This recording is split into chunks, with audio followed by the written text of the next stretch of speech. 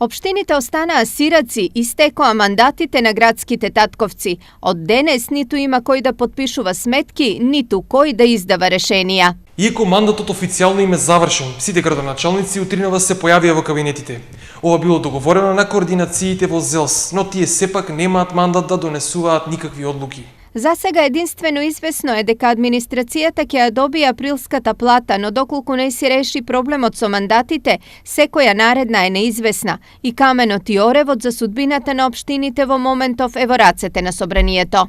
Ние очекуваме дека сите политички субјекти во општината ќе бидат во државата ќе бидат одговорни.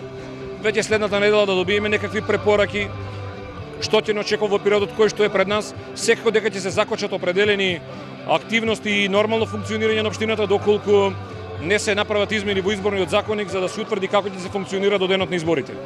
Во меѓувреме, анкета на ИРИС проведена преку интервјуа лице во лице врз репрезентативен примерок од 1108 граѓани во периодот од 4 до 12 март годинава, покажува дека 51% од испитаниците не се задоволни од работата на градоначалниците, а 47% и од општинските совети.